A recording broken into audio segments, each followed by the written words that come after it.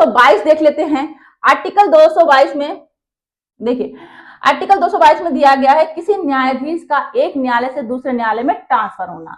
ठीक है, राष्ट्रपति भारत के मुख्य न्यायाधीश के परामर्श करके एक उच्च न्यायालय के न्यायाधीश को किसी दूसरे उच्च न्यायालय में ट्रांसफर कर सकते हैं, जिनसे उसकी मर्जी नहीं पूछी जाती है, ऐसे ट्रांसफर कर देते हैं। ठीक है, एक ध्यान में रखिएगा, मर्जी उनसे नहीं पूछी जाती है कि भाई उनसे आप पूछें आप ट्रांसफर होना चाहते हैं तो वो मना कर दें, ऐसा नहीं, उनकी मर्जी नहीं पूछी जाती, ऐसे ट्रांसफर कर दी जाता है। ठीक है, देखिए, जब कोई न्यायाधीश इस तरह का ट्रांसफर होता है तो उसे, जब किसी न्यायाधीश का ट्रांसफर होता है तो उनको अतिरिक्त संसद द्वारा, कानून द्वारा निर्धारित क्षतिपूर्ति भत्ता दिया जाता है। जब ट्रांसफर होगा तो उनको ट्रांसफर भत्ता दिया जाएगा। ठीक है, पाने का वो अधिकारी होता है। जब तक संसद ऐसा कोई कानून नहीं बनाती, मतलब भत्ता संबंधी कोई कानून नहीं बनाती है, तब तक उनको कौन से भत्ते मिलेंगे? दूसरी अनुसूची में निर्दिष्ट है। ठीक है, पढ़ लेते हैं। जब कोई न्यायाधीश इस तरह ट्रांसफर होता है तो उसे वेतन के अतिरिक्त संसद द्वारा, कानून द्वारा निर्धारित क्षतिपूर्ति भत्ता यानी ट्रांसफर भत्ता पाने का अधिकारी वो होता है, वो न्यायाधीश जिसका ट्रांसफर हो रहा है।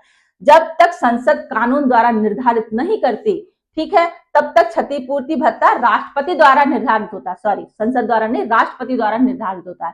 राष्ट्रपति जी निर्धारित करते हैं। ठीक है, जब तक जब तक संसद कानून नहीं बनाती है तब तक राष्ट्रपति भत्ता निर्धारित करते हैं। इसको ध्यान रखिएगा। ठीक है, मूल संविधान में आर्टिकल 222 में केवल ट्रांसफर की बात थी, भत्ता संबंधी क्लॉज नहीं था। ठीक है, मूल संविधान में आर्टिकल 222 में जो भत्ता है, भत्ता संबंधी क्लॉज है, वो पहले नहीं था।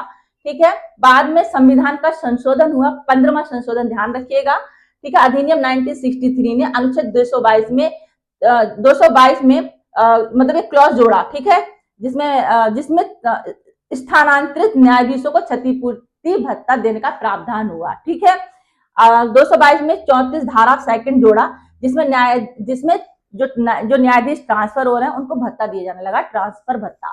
ठीक है, आर्टिकल 222 की प्रारंभिक योजना में, देखिए आर्टिकल 222 का एक पृष्ठभूमि देख लेते हैं। आर्टिकल 222 की प्रारंभिक योजना में भारत के क्षेत्र अधिकार में ही स्थानांतरण की बात थी, ट्रांसफर की बात थी।